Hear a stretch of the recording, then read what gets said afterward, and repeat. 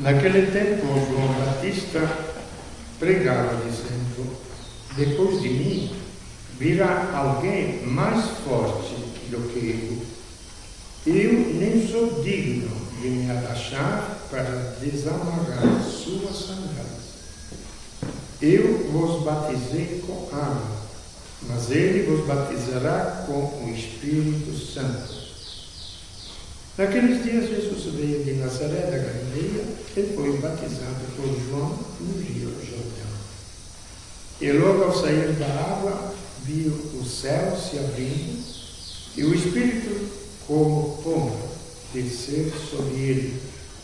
E do céu veio uma voz: Tu és o meu Filho amado. Em ti ponho meu bem-querer. Palavra da salvação. Glória a vós, Senhor.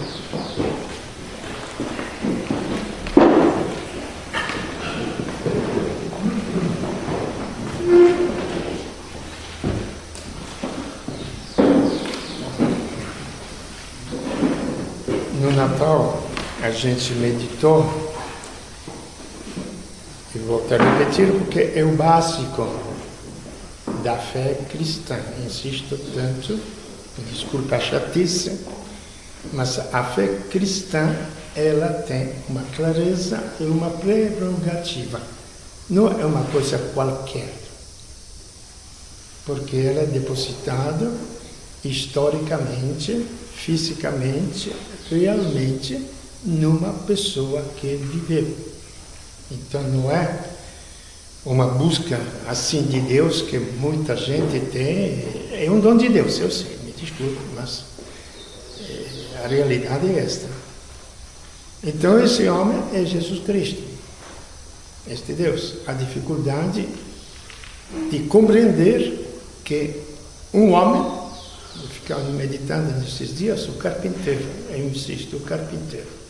Quando eu vejo o carpinteiro, Deus, um carpinteiro, Deus, nem sacerdote, nem sumo sacerdote, nem bispo, nem papa.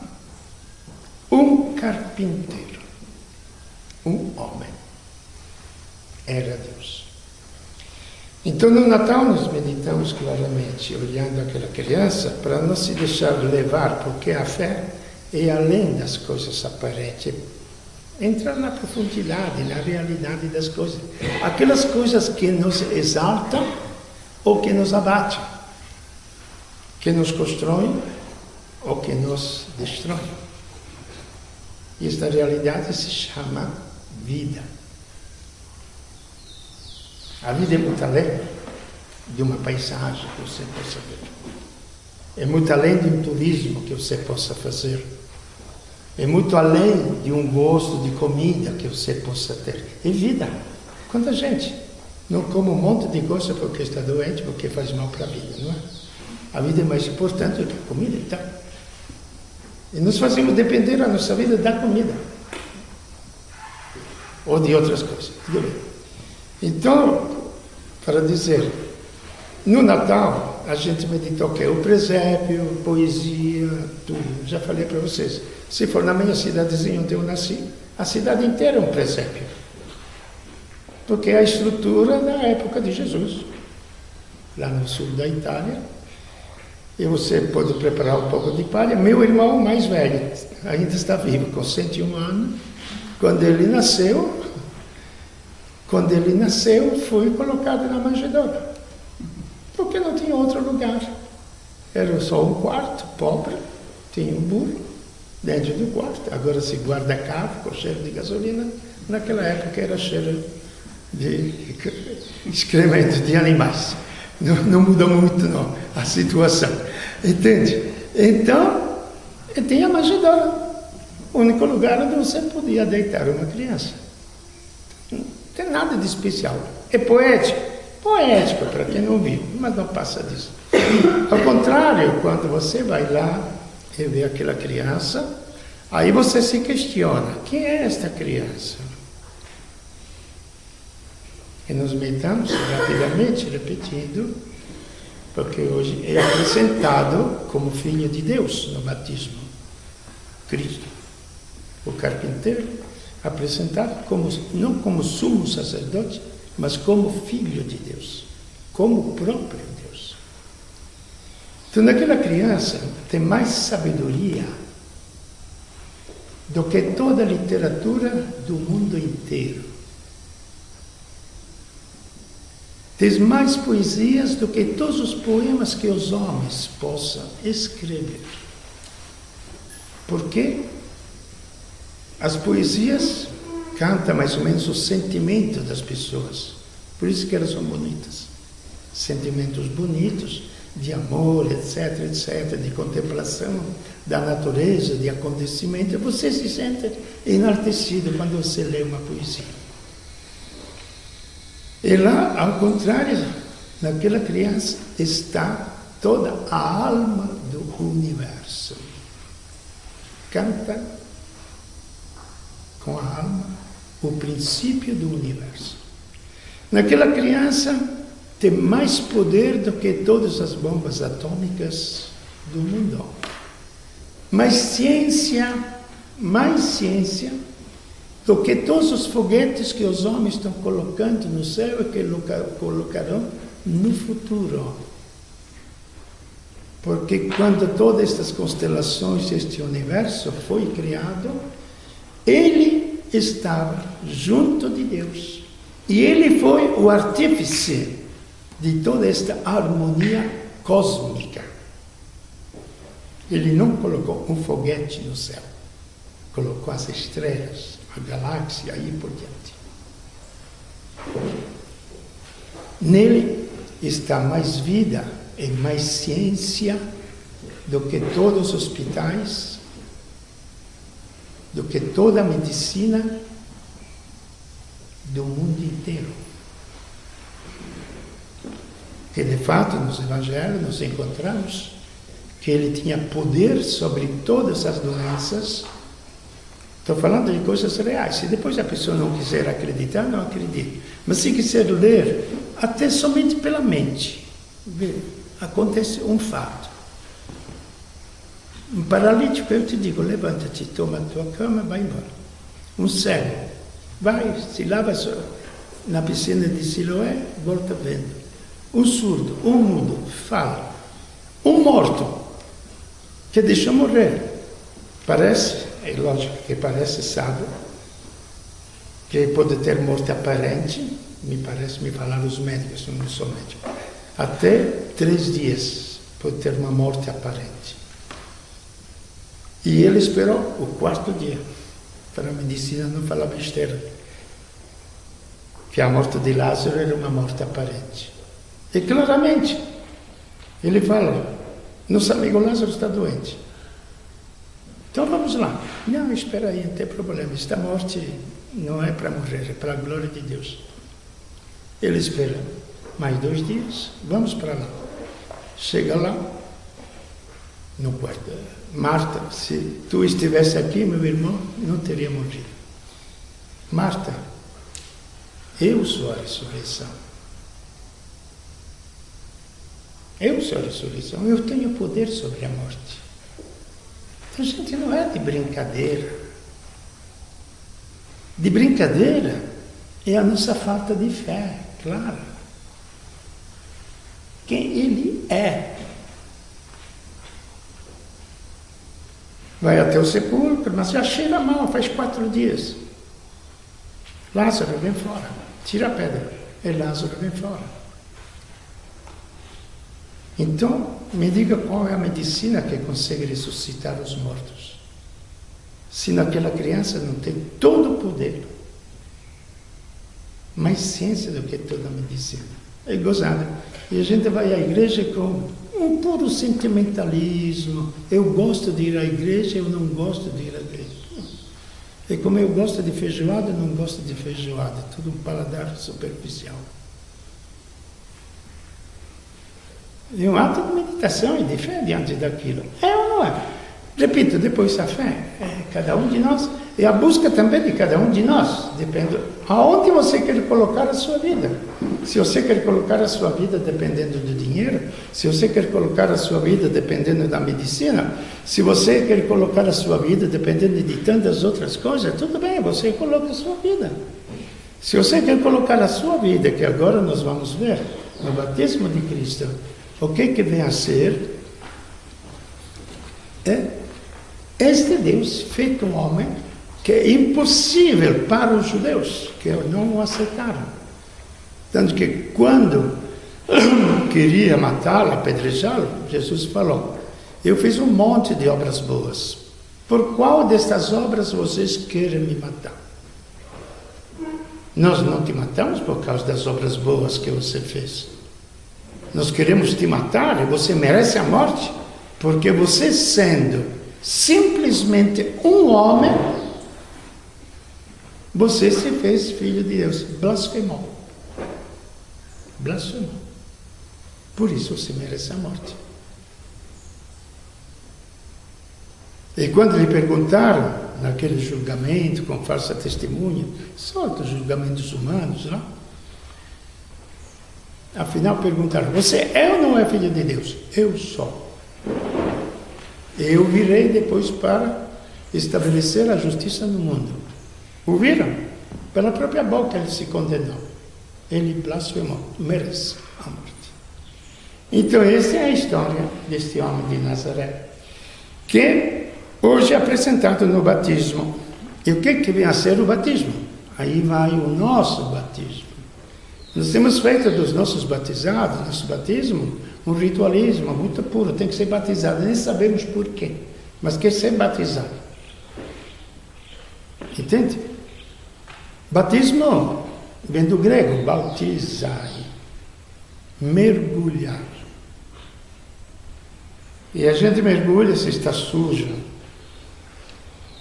de suor, etc., numa água, numa piscina, numa banheira, num chuveiro, e tirar aquela sujeira.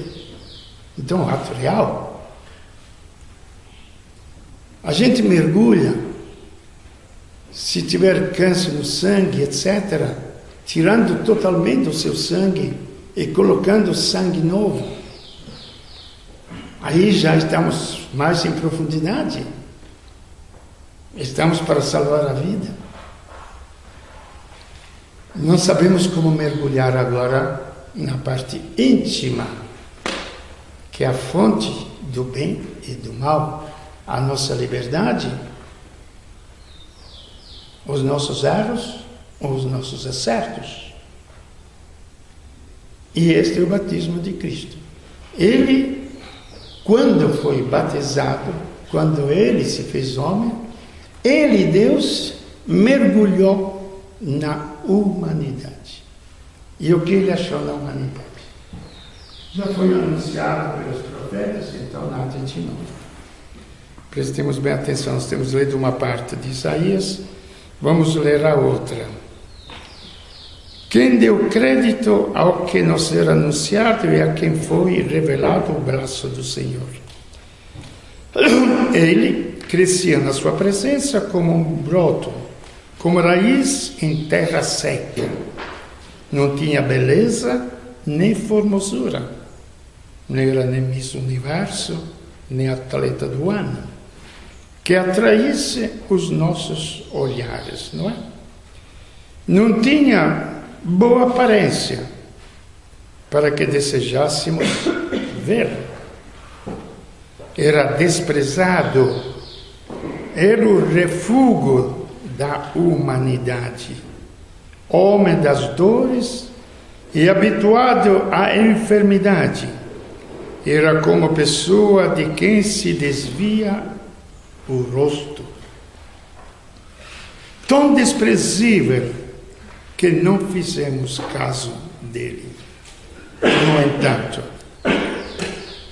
isto era e será aquilo que nós vemos na cruz, Cristo na cruz. Não é tudo pintadinho. Né? Tem quadros da crucifixão, faz até, parece que saiu como é que se chama? Salão de beleza? Beauty, como é que são? Como é o nome? Maquiagem. Salão de beleza, como é que é o nome? E maquiagem, não. Não tem nome. Tem beauty, é tudo inglês agora, tudo americano. Salão de beleza. É salão de beleza só. Tá bom. Então, mas tem gente que queria ver o quadro de Cristo na cruz, como saísse do salão de beleza, as gotinhas de sangue caídas assim, a pintura do rosto, outras coisas, entendeu? Tem gente. Maquiada, né? Aqui fala que a gente desviava o rosto de tão feio que era, tão desprezado que era. Quem tinha aguentado esgarros, bofetões, socos, flagelação, etc. No entanto, foi Ele que carregou as nossas enfermidades e tomou sobre si as nossas dores. E nós o considerávamos como alguém castigado, ferido por Deus e humilhado. Como geralmente o mundo se pergunta: o que eu fiz para você me castigar tanto? O que ele fez para que Deus o castigasse assim? Ainda tem um pouquinho esta ideia, não? Que o castigo de Deus porque manda uma doença. Existe um pouco esta ideia, não é? Existe? Pensei que tivesse desaparecido, não? Falar que somos civilizados. Essas são coisas antigas de 2000 anos, não é? Ou mais ainda. Parecia castigado e humilhado. Mas ele foi traspassado por causa das nossas rebeldias, esmagado por causa de nossos crimes. Caiu sobre ele o castigo que nos salva, e suas feridas nos curaram. Todos nós andávamos extraviados, como ovelhas, cada um seguia o seu próprio caminho.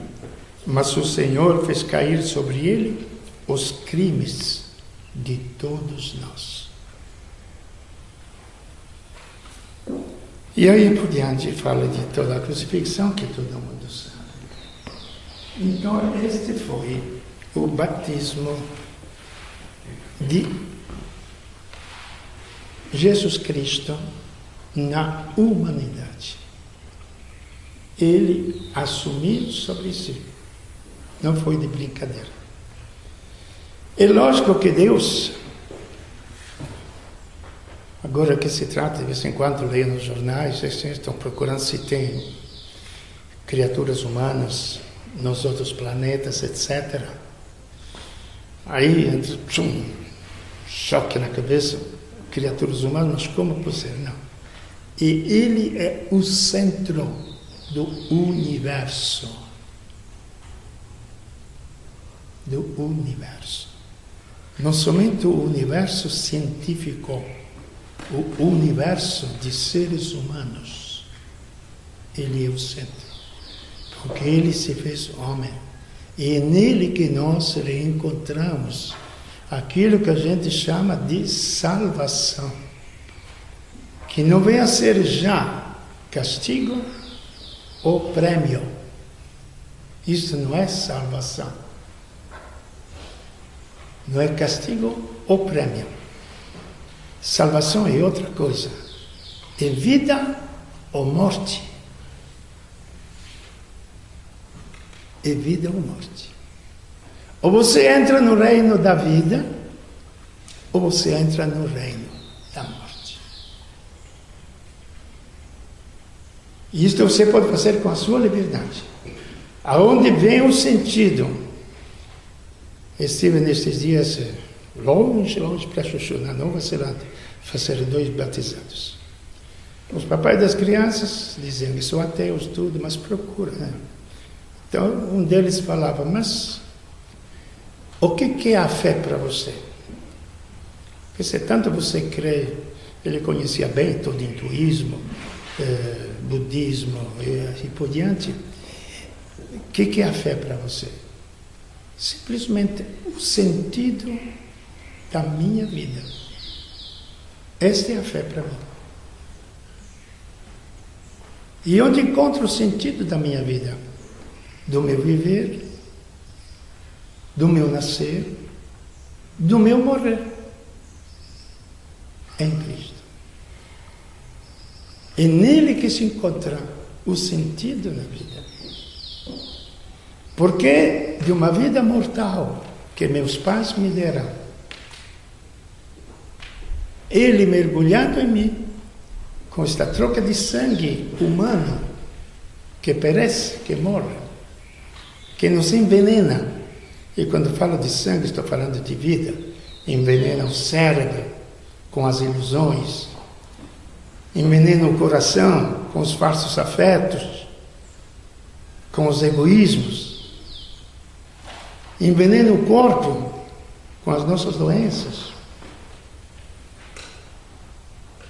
E nesta realidade que exatamente é mergulhada a vida de Deus. Então ele mergulha, por isso que ele assumiu sobre si os nossos pecados, o batismo dele. Para nós sermos mergulhados na sua vida. Este é o batismo. Ele vos batizará no Espírito Santo.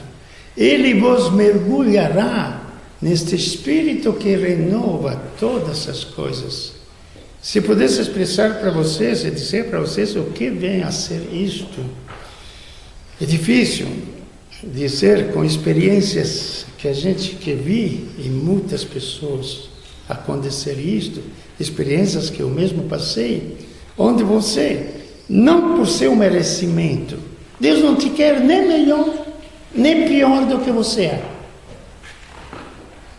Nem mais bonito, nem mais feio. Ele te quer simplesmente como a mãe quer o seu próprio filho, porque ele nos gerou. Entendeu? Então, nesse sentido, que ele acude a cada um de nós e nos mergulha no Espírito. Aí cai tudo. Cai tudo. Os nossos pecados, eles não são cancelados assim.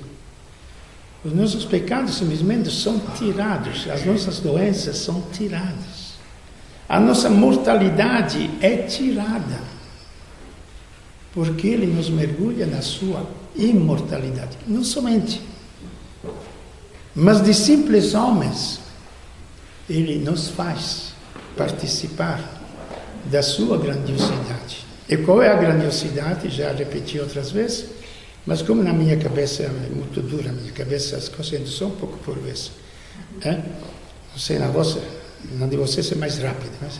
Mas tanto que pergunto sempre, se quando a gente morre vai para Deus com a alma ou com o corpo?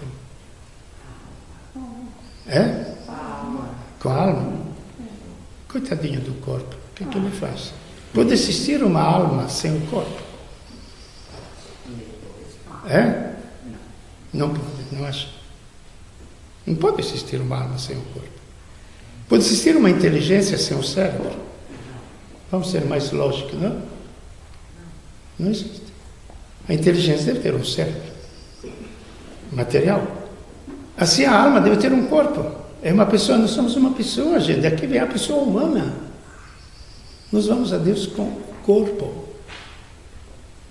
Com o corpo. Porque Cristo, aí que está o problema, ele voltou para seu Pai com o corpo humano. Superior a todos os anjos.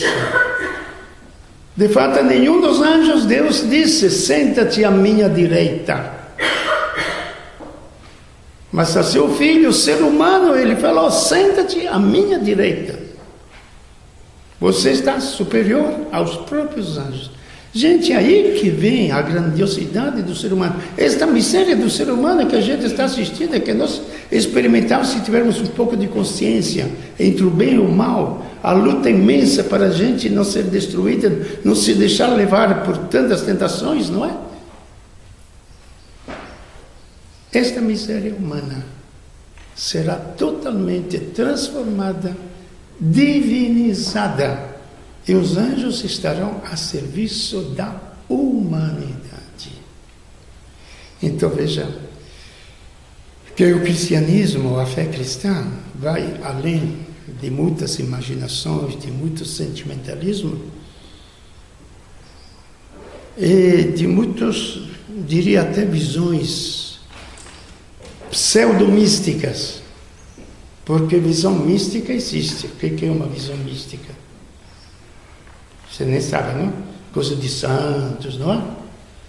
Não, é simplesmente onde você vê as coisas, nem com a inteligência, nem com o corpo, você vê a coisa com a alma. Essa é a visão que se chama mística. E todos possuímos uma alma. E todos somos destinados a ver as coisas com a alma. Não mais veremos as coisas com o nosso corpo, não mais veremos as coisas com a nossa inteligência, não mais precisaremos entender, mas nós simplesmente veremos. E nesta visão, a gente se saciará. Como a inteligência se sacia com o livro que está na frente. Existe uma união entre a inteligência e a ciência que está naquele livro. E irá existir uma comunhão entre a nossa alma e a fonte da vida do ser, que é o próprio Deus. Então, gente, é o batismo de Cristo. Repito, Ele é o Filho de Deus, nele está Deus. Mas nele, repito, insisto, homem. Quem estava sendo batizado lá no Jordão era um homem. Este é o meu filho. Não falou para o anjo mais brilhante, este é o meu filho. Não. Falou para o homem que estava sendo batizado lá no Jordão. Este é o meu filho.